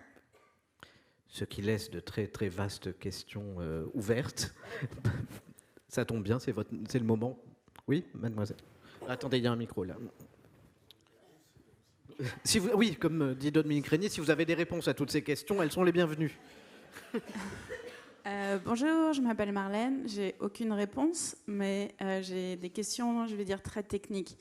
Ici, on parle beaucoup de la démocratie française, mais il y a d'autres systèmes démocratiques, par exemple le système démocratique américain ou le système démocratique suisse, qui ont une autre expérience de la démocratie. Et je serais très intéressée d'avoir votre point de vue sur ces différents systèmes, notamment la Suisse. Pierre-Henri Tavoyot. Non, je pense que si on veut vraiment définir la démocratie au sens strict du terme, il y a une méthode. Et cette méthode est universelle et chaque nation l'applique de manière particulière. Et on peut la définir assez simplement. Pour qu'il y ait démocratie, il faut qu'il y ait des élections, il faut qu'il y ait des délibérations, des décisions et de la reddition de comptes. Voilà. S'il y a ces 4 éléments, on est sûr qu'on est en démocratie. S'il en manque un seul, on n'est pas en démocratie. En Iran, c'est une république, il y a des élections qui sont pas totalement prévisibles, donc il y a des décisions qui sont prises, il y a une reddition de comptes, voilà, pas forcément au peuple, mais il y a une reddition de comptes. Il n'y a pas de délibération. Voyez. En Russie, vous prenez, il y a des élections qui sont un peu prévisibles, je vous l'accorde. Il y a des délibérations. Des délibérations qui sont un peu risquées, je vous le concède aussi. Il y a des décisions qui sont prises absolument clairement, mais il n'y a pas beaucoup de reddition de comptes. C'est toujours Poutine qui gagne à la fin. Donc c'est pas totalement une démocratie. En Chine, il n'y a pas tout ça, sauf si on considère que le vrai peuple chinois, c'est le Parti communiste. Et dans le Parti communiste, il y a des élections. Tout de suite. Donc voilà, ça c'est la méthode. Après, chaque peuple appliquent cette méthode de manière singulière. La Suisse, les États-Unis. Et c'est vrai que je pense que le modèle auquel vous vous référez, c'est un modèle qui tend peut-être à la démocratie un peu plus directe, comme la votation suisse. Alors il faut savoir qu'en votation suisse, il y a beaucoup d'abstentions, que les Suisses aussi peuvent être eux-mêmes très critiques. Parfois, il y a des décisions issues de ces votations qui sont un peu problématiques du point de vue même du principe démocratique. La Californie, qui est un exemple qui fonctionne, alors c'est pas un État, mais c'est un État au sens État américain, fonctionne beaucoup avec le principe de référendum que certains appellent de vœux. C'est presque du RIC au quotidien. C'est-à-dire que quand quelqu'un vote pour la présidentielle, vous avez 75 questions qui sont posées et le document d'accompagnement fait 600 pages. Voilà. Et les lobbies vont dans le sens pour influencer les votes. Personnellement, je ne trouve pas que ce soit idéal comme système. Voilà. Mais ça fait partie de l'histoire et la démocratie fonctionne comme ça. Voilà. Donc 4 éléments et après chacun l'applique. Juste un point, 5 éléments, puisqu'on en est dans le côté définitionnel. Les 3 ici, nous rajoutons la protection du vulnérable ou le respect des minorités. C'est co-substantiel à la définition de la démocratie. C'est une des définitions de l'illibéralisme d'ailleurs de faire défaut sur ce point. Oui, Philippe. En fait, la démocratie s'incarne dans des régimes et des systèmes politiques. Et en France, on a une tendance très à focaliser sur la Ve République et donc à avoir beaucoup de mépris pour les démocraties, les régimes parlementaires. Mais en fait, si on regarde autour de nous, les régimes parlementaires, ils fonctionnent quand même, à mon sens, beaucoup mieux. Si on prend ce qui se passe en Allemagne, par exemple, la délibération parlementaire en Allemagne, ça prend beaucoup plus de temps, mais à la fin, quand des décisions sont prises, elles sont appliquées et elles durent beaucoup plus longtemps. En France, alors, on a un système où, en fait, concrètement, tous les pouvoirs sont aux mains du président de la République. Il y a très peu de pouvoirs réellement confiés au Parlement. Et donc, ce système extrêmement centralisé a trouvé ses limites, en plus centralisé aussi à Paris, puisque l'Allemagne, en plus, est un régime fédéral, etc. Je pense qu'il trouve ses limites aujourd'hui. Et on dit toujours, oui, mais régime parlementaire, c'est l'instabilité, etc., etc. Je rappellerai que, par exemple, la Troisième République, en France, a produit d'immenses lois, d'ailleurs sous le régime desquelles nous vivons encore, toutes les lois de 1880 sur la liberté de la presse, l'école, liberté d'association, etc., etc. Ça a été pris à l'issue de débats, mais absolument terribles, très, très, très difficiles, très laborieux. Mais voilà, ça a produit de très grandes lois. Et finalement, les régimes parlementaires dont on se plaît à rire, prenons l'exemple de l'Angleterre ou de l'Italie, là, dans l'actualité immédiate, on voit quand même qu'ils ont une capacité de résistance, et que Boris Johnson n'a pas pu faire ce qu'il a voulu. Il y a eu une vraie résistance du Parlement, que finalement Salvini, son coup a totalement raté, que là aussi, il y a eu une résistance. Je ne dis pas que ce sont des modèles, mais en tout cas, ça fonctionne. Je pense qu'on peut aussi s'interroger. C'est pas qu'il y a un modèle qui est à appliquer aujourd'hui en France. Évidemment, c'est l'issue d'une histoire, etc., d'une culture. Mais enfin, on peut aussi. C'est pour ça que la démocratie est toujours à améliorer, à compléter. Qu'on peut pas être fier on n'est pas fier de notre système social, mais vous n'êtes pas fier du système politique français. Je trouve que c'est un peu contradictoire. Je n'ai pas une question de fierté. Simplement, je constate ses limites. Les notamment critiquent le système. Donc, effectivement, ça rend pas. On va peut-être passer à une autre question. De la du système aujourd'hui de la 5e. Oui. L'éloge de la démocratie participative. Donc ce serait pas... Non, pas moi, non. Qu'elle continue. Donc, attendez, il y avait une question ici, juste là. Et puis ensuite... Bonjour, j'ai 2 questions. Vous avez parlé de tirage au sort tout à l'heure. Donc plutôt que d'embaucher des grands chercheurs comme Jean Jouzel pour donner des cours du soir à des citoyens tirés au sort qui sont empêtrés dans leurs soucis quotidiens et chargés de trancher sur l'avenir climatique du pays. Est-ce qu'il ne vaudrait pas mieux, est-ce qu'il ne serait pas plus utile ces universitaires à instruire ou éduquer par exemple des parlementaires, les élus, les puissants, les gouvernants de toute nature qui se pensent souvent omniscients et qui, pour certains, sont en fait des analphabètes de la science, incapables de tenir ne serait-ce que 5 minutes sur l'explication des mécanismes physiques du changement climatique, ses impacts ou ses stratégies d'atténuation et d'adaptation. La question est claire, pardon, on doit faire vite peut-être une réponse. Mais ils essayent, hein. Je vous assure qu'ils essayent. Hein. Jean Jouzel, il a beaucoup été auditionné, et voilà. C'est bien les limites de ce système oligarchique. Enfin, ceux qui se considèrent comme les meilleurs sont aussi parfois ceux qui sont le plus incapables d'entendre. Personne ne se considère comme le meilleur parce qu'il est élu. Hein. Les élus sont légitimes, ils ne sont pas compétents. Leur compétence, c'est la légitimité. On n'a jamais fondé la démocratie représentative sur la possession de diplômes. Heureusement, c'est le peuple qui donne, le peuple en tant qu'électorat, qui donne aux élus la compétence politique pour délibérer. Et en effet, vous avez raison, pour délibérer en se renseignant sur les objets de la délibération, mais ils délibèrent en notre nom à tous, et leur compétence, c'est la légitimité. On ne peut pas dire qu'ils prétendent être omniscients. J'ai jamais entendu, pour ma part, des parlementaires, il y en a peut-être un qui a fait ça, mais enfin c'est une maladresse, eu cette prétention-là, et ça n'est pas dans le texte ni de la démocratie, ni de notre Constitution. Je voudrais juste à ce sujet ajouter, j'observe, mon temps de vie et d'observation de la vie politique fait que tout d'un coup, ça fait 5-6 ans, on ne parle plus de classe sociale. Il n'y a plus que le peuple. Je suis frappé. Au fond, il y a le peuple et des oligarques. Je ne sais pas moi-même où je suis d'ailleurs dans cette situation. Mais le peuple, ce sont des agriculteurs, des ouvriers, des artisans, des commerçants, des fonctionnaires, enfin, des infirmières. Enfin, ils ont des intérêts qui sont divergents. Si on dit le peuple, nous n'aurons jamais d'accord sur rien, puisque nous effaçons les dessous du conflit. Il faut énoncer l'altérité et les interlocuteurs qui sont engagés dans la discussion. Si nous avons une discussion avec le peuple, comme le peuple est bienveillant par nature, qu'il est sain, qu'il est innocent en tout, nous aurons une magnifique décision. Mais si nous parlons des catégories sociales avec des intérêts réels, objectifs, fondés et divergents, c'est la richesse de notre société et sa complexité, nous aurons des difficultés à arbitrer. Et c'est là que la démocratie représentative trouve une grande puissance, puisqu'elle émane, là pour le coup, du peuple électorat, c'est une puissance politique.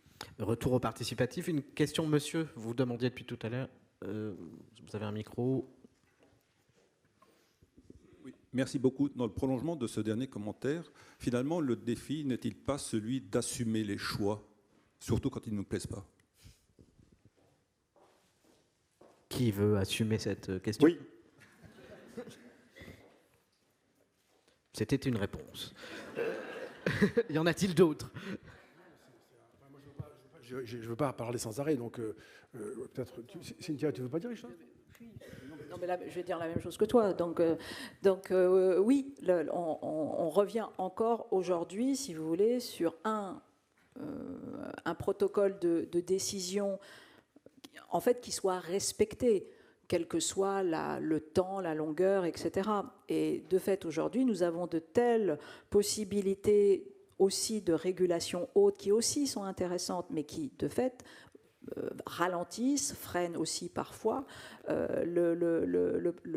tout simplement l'application d'une décision. Mais le problème, c'est que cette application d'une décision, elle est, si vous voulez, elle n'est pas toujours prise non plus de façon la plus juste possible. Et donc aujourd'hui, qu'est-ce qui se passe ? Il se passe que nous avons un phénomène de transparence plus fort des dysfonctionnements de la démocratie. Et donc nous n'avons jamais été aussi bons, parce que moi je partage quand même le fait qu'on a une amélioration des élus, c'est évident. Et en même temps, nous avons également une amélioration des citoyens, et en même temps, nous avons quand même aussi une complexification des problèmes, puisqu'ils ne se jouent plus sur le seul territoire français, comme de façon un peu imaginative, c'était le cas il y a encore un siècle, parce que franchement, la réalité est mondialisée. Et donc, tout ça fait que cette mise en transparence, oui, nous oblige à penser des outils, etc. Pour revenir sur la question de la légitimité et la question de l'acculturation des uns et des autres, il est clair que, si vous voulez, la compétence en démocratie n'est pas un critère, c'est un si. Sinon, on fait une démocratie des experts ou des scientifiques, et puis c'est autre chose. Nous sommes citoyens et nous votons à 18 ans, indépendamment de notre compétence. Si demain vous voulez un permis à points pour la citoyenneté, voilà. Donc, si vous voulez, il y a cet irréductible-là, et bien évidemment, une fois qu'on a dit ça, on ne peut pas simplement se satisfaire d'une absence de compétences. Oui. C'est évident. Donc, comment on produit de la compétence qui, en même temps, tente d'être la plus inclusive possible sur des enjeux d'équité, de justice sociale? Oui, c'est ça l'enjeu. Et voilà, et donc ça fait un joli programme pour le 21e siècle. Un dernier mot sur ce point de Dominique Régnier. Juste sur ce point, tiré de l'enquête dont je vous parlais initialement, dans 42 pays, on a interrogé 40 000 personnes dans plus de 30 langues, donc c'est une grande enquête. Hein. On a notamment posé une question. Est-ce que vous pensez que le droit de voter doit être assis sur des compétences démontrées ? Les 18 ans et plus, tout pays confondu, que des démocraties. En moyenne, c'est 38% oui. Si je regarde chez les jeunes citoyens, ceux qui ont moins de 30 ans, c'est oui à 48%. Donc ce qui arrive dans les nouvelles générations, ils ne pensent pas pareil, c'est fascinant, et c'est l'idée qu'il faut... Oui, mais ils vont vieillir, Dominique. Ils vont vieillir, donc ils deviendront sages. Vont-ils changer d'avis? Oui, mais les générations précédentes, voilà, c'est quelque chose qui touche même maintenant... Attention, il n'y a peut-être pas nécessairement même d'accord universel aujourd'hui dans l'intérieur du monde démocratique sur la validité du suffrage universel. Donc on arrive sur ces dossiers-là. Madame, vous aviez une question? D'abord, merci pour la parité de genre et de positionnement sur l'échiquier politique, parce que du coup, ça crée du débat contradictoire, et c'est déjà ça aussi la démocratie. Ensuite, je préfère être dans une démocratie française que dans la démocratie états-unienne où les inégalités se creusent, où les hommes d'État mentent et créent des guerres et ont... Alors, le mot est mauvais, actif des centaines de milliers de victimes civiles en Irak, par exemple. Et bien évidemment que nous avons peur de rentrer dans un système dictatorial à venir peut-être, qui serait celui de la Chine, où la reconnaissance faciale, grâce aux nouvelles technologies numériques, nous entraîne vers un modèle qui est pire que celui... de 1900, je me souviens plus, 84, enfin, je me souviens plus du nom. Ma question c'était, oui. Sommes-nous en démocratie en France avec le nombre d'abstentions où un président de la République est élu avec, je ne sais pas, 25% peut-être des voix du corps électoral, 19 me dit-on à gauche. Et deuxièmement, je rejoins Madame Filippetti. Quand un ancien président de la République qui nous a quittés dernièrement a été élu avec 82% des voix et dans le passé avait indiqué qu'il se battrait contre la fracture sociale et qu'il se battrait contre la maison brûle et on regarde ailleurs, il aurait pu s'emparer de ce pouvoir de la représentation, enfin du pouvoir de l'élection représentative. On est au bout du temps, voilà. Il y a écrit time out là. Donc quand même, il faudrait qu'on puisse vous répondre brièvement. Moi, je vais juste faire un point de données avec une comparaison, puisque terme à terme on peut la faire. En 2002, Jacques Chirac a été élu au second tour avec 60% des électeurs inscrits. Si on compte l'abstention, le vote blanc est nul, et ceux qui ont voté pour Jean-Marie Le Pen à l'époque, il reste 60% d'électeurs inscrits ayant voté pour Jacques Chirac en 2002 au second tour. En 2017, c'est 43% des inscrits pour Emmanuel Macron. On peut juger ça faible, je ne sais pas quoi, mais c'est pas 19 ou 20, c'est 43% des électeurs inscrits qui au second tour ont voté pour ce président. On ne peut pas, il est loin devant Marine Le Pen, il est parfaitement légitime. On peut dire que la compétition est insatisfaisante, mais on peut dire aussi que c'est aux électeurs de la rendre satisfaisante. Quelqu'un va ajouter un mot qui sera le dernier? Non, il faut faire très très attention sur ces questions. En effet, il y a des règles du jeu de la démocratie. ceux qui ne participent pas au jeu ne peuvent pas en plus vouloir faire entendre leur voix. Il y a des règles du jeu de la démocratie, l'abstention peut être importante, mais voilà, tout le monde sait, nous ne sommes pas dans un régime dictatorial, on a le droit d'aller voter, et ce trésor, nous l'avons oublié. Nous avons oublié parce que voilà, nous sommes habitués. La démocratie, c'est des promesses qui sont infinies et que nous devons toujours réaliser avec des moyens finis, l'égalité, la liberté, la fraternité, voire même le bonheur. Donc, acceptons que par essence, nous sommes déçus. Et nous serons déçus. Mais ça veut dire être adulte. Accepter la frustration, accepter la déception. Et si on veut être infantile ou jeuniste, eh bien, on va détester la démocratie et aussi la détruire. Si on est adulte, on aperçoit que la démocratie, c'est un chemin. Et ce chemin, il vaut la peine d'être conduit jusqu'au bout. Un ultime mot, un regret, je vous en prie. Non, mais quand on est élu, on est élu. À partir de ce moment-là, on est légitime dans le cadre de la démocratie représentative. Moi, je pense qu'après, il faut qu'on s'interroge sur les raisons de cette abstention massive et croissante, et que face à cela, effectivement, il y a la question des inégalités, et puis il y a la question de tous les modes de participation des citoyens qu'on peut développer pour finalement les ramener dans l'espace public. Eh bien, je vous remercie tous les quatre, et merci à vous.